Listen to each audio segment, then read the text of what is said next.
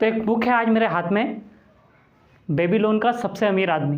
और आज इसी बुक की समरी या इस बुक में से कुछ पॉइंट है जो आज हम डिस्कस करने वाले हैं, जो कुछ इस बुक में दिए गए नियम है जिनको हम हमारे नज़रिए से एक्सप्लेन करेंगे। तो इस बुक की कहानी कुछ इस तरीके से है कि बेबीलोन में एक आदमी रहता है बंजीर, जो कि रथ बनाने का काम करता है, लेकिन पैसों का बड़ा अभाव होता है उसकी ज़िंदगी में।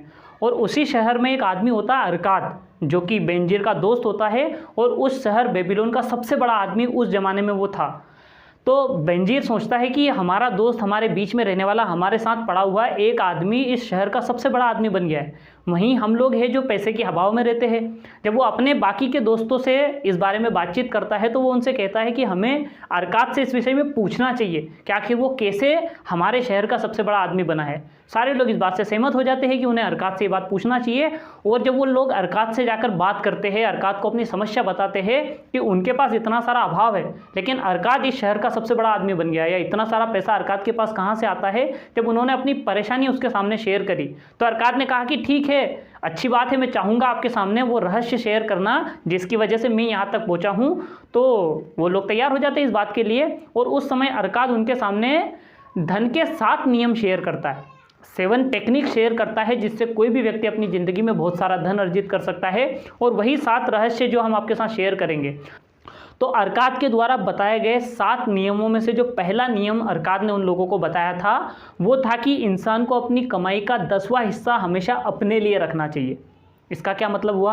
मतलब जैसे कि आप जो भी पैसा कमा रहे हैं या जो भी इनकम अर्न कर रहे हैं, उसका 10वां हिस्सा आपको कभी खर्च नहीं करना चाहिए। वो 10वां हिस्सा आपको अपने लिए सेव करके रखना चाहिए, क्योंकि व्यक्ति के पास जितना पैसा आता है वो उसे या तो एक्सपेंसेस कर देता है, बिल्स पे कर देता है, EMIs पे कर देता है, या जो भी उसके एक्सपेंसेस होते हैं वो एक्सपेंस करता रहता है। वो सोचता है कि जब उसके पास ज़्यादा पैसे आएंगे तो वो बचाना शुरू करेगा, और ऐसा लाइफ में कभी हो नहीं पाता। क्योंकि एक चीज़ समझिए आप, आपके खर्चे हमेशा आपकी इनकम के अनुपात में होते हैं। जितने भी विशेषज्ञ हैं या इनकम से जुड़े लोग हैं या जो लोग फाइनेंस से जुड़े हैं, उनसे अगर आप पूछेंगे ना तो उनका हमेशा ये कहना है कि व्यक्ति के खर्चे उसकी आमदनी के अनुपात में ही होते। जैसे मैं आपको बताता हूँ कि कोई आदमी है जो मान लो 25-30 हज़ार रुपये कमा रहा है, तो भाई वो उसकी गाड़ी उस तरीके की मेंटेन करेगा, उसके घर उस तरीके के मेंटेन करेगा, उसके कपड़े उस तरीके के उसके बजट में होंगे। लेकिन अगर वही आदमी किसी दिन 50 हज़ार कमाने लग गया ना, अब उसकी गाड़ी बदल जाएगी, अब उसका घर बदल जाएगा, उसके कपड़े बदल जाएंगे, तो उसके कहीं ना कहीं एक्सपेंसेस बढ़ गए। जहाँ उसकी इनकम बढ़ रही है तो वहीं उसके एक्सपेंसेस ग्रो कर गए, तो बात तो ले दे के वही की वही रहेगी।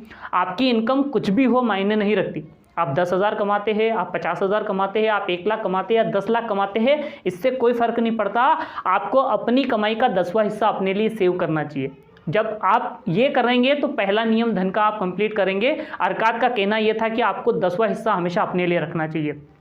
ज़्यादातर लोग अपनी ज़िंदगी में गलती ये करते हैं कि वो सबसे पहले एक्सपेंसेस करते हैं। मतलब जब उनके पास पैसा आता है, या कहीं से उनकी सैलरी आई, कहीं से आमदनी आई, या कहीं से प्रॉफिट आया, तो सबसे पहले वो अपने बिल्स पे करेंगे, अपने EMIs पे करेंगे, अपने रेंट पे करेंगे, या जो भी उनके एक्सपेंसेस है वो करेंगे। उसके बाद बच गया तो ठीक है, वरना सारा पैसा खर्च हो जाता है। लेकिन अब आपको उल्टा करना है, आपको सबसे पहले 10वां हिस्सा निकाल लेना है। उसके बाद जो पैसा बचता है उससे आप अपने एक्सपेंसेस करिए, उससे बिल पे करिए, उससे EMI पे करिए, उससे रेंट पे करिए। 10वां हिस्सा आप अपने लिए सेव करके रखें। अरकाद ने अब उन लोगों के साथ धन का दूसरा नियम शेयर करा, और वो दूसरा नियम ये था कि अपने खर्च को नियंत्रित करना सीखिए। बिल्कुल आपने कई सारी बार सुना होगा, जब भी आपने कहीं किसी से सेविंग की या पैसा इकट्ठा करने की बात करी तो ज़्यादातर लोग आपसे ये कहते होंगे कि आप अपना खर्च कम करिए, पैसा बचना शुरू हो जाएगा। लेकिन ये टेक्निक काम कई बार नहीं करती, तो हमें लगता है कि कैसे होगा, क्योंकि जो जेन्युइन खर्च है वो तो करना ही पड़ेंगे ना। लेकिन कई बार आदमी ये करता है कि अनजेन्युइन खर्च इतने सारे कर देता है, अनयूज खर्च इतने सारे कर देता है कि उसके पास पैसा नहीं बचता।